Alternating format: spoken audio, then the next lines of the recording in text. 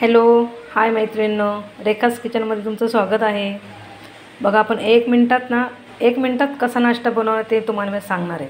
हे बघा इथे मी केळी घेतलेली, ती कापून केळी 2 घेतलेली आहेत आणि हे आहे ना, हे बघा हा रवा आहे। याच्यामध्ये मी खोबरं, सुकं खोबरं घेतले, मस्त तुपामध्ये भाजून घेतलेलं आहे। रव्याला पण मस्त तुपामध्ये भाजून घेतलेलं आहे। त्याच्यानंतर काजू बदाम ते पण भाजून वाटलेले आहेत आणि वेलचीची पण पूड करून टाकलेली आणि हा मिश्रण ना मस्त मी एकदम तयार करूनच ठेवलेला आहे।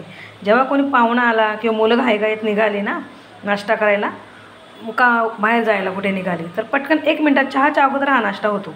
बघा आता मी इथे दूध उकळत ठेवलेलं आहे, फक्त दुधामध्ये साखर वगैरे काहीच टाकायचं नाही, त्या रव्यामध्ये सगळं टाकलेलं आहे। दूध उकळत आलं ना की आपण त्याच्यामध्ये केळी टाकूया। आता केळी टाकली ना का थोडंसं हलवून घ्यायचं। केळी टाकलं गॅस पास करते मी, गॅस पास केलं बघा। मस्त त्याच्यामध्ये केळी ना मस्त अशी बारीक करून घ्यायची। आणि हा रवा बनवताना ना नाश्ता, उपमा काही जे असेल ते, म्हणजे आता रवा पण बोलता येईल त्याला, उपमा पण म्हणता येईल आणि प्रसादाचा शिऱ्यासारखाच होतो हा। बघा तुम्ही बनवून मस्त लागतो, एकदम छान लागतो। केळी एकदम त्याच्यामध्ये बारीक झाली ना का त्याचा फ्लेवर उतरतो केळ्यांचा आणि एकदम छान चव लागते, एकदम मस्त वेगळाच असं। हे बघा मस्त केळी झाली, त्याच्यामध्ये दिसत पण नाही, एकदम बारीक करून घ्यायची केळी। आणि हे सगळं मिश्रण आहे ना, हे सगळं भाजलेलं आहे, सगळं रेडी आहे। फक्त आपल्याला आता याच्यामध्ये दुधामध्ये टाकायचं त्या आणि एकच फक्त वाफ घ्यायची बस।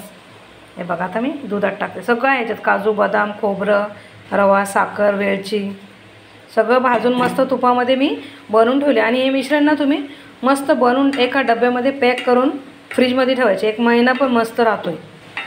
मी तर बनवून ठेवते, कसं एमर्जन्सीला कोणी आलं तर चहापेक्षा लवकर नाश्ता होतो हा। चहा देण्यापेक्षा हा नाश्ता दिलेलं मस्त लागतो।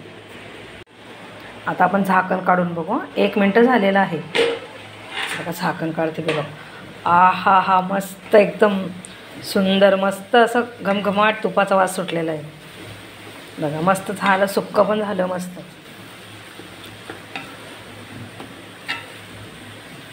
मग काय बघताय, या नाश्ता करायला मैत्रिणींनो। बघा मस्त एकदम टेस्टी झालेले, नक्की करून बघा तुम्ही मला आणि कमेंटमध्ये सांगा।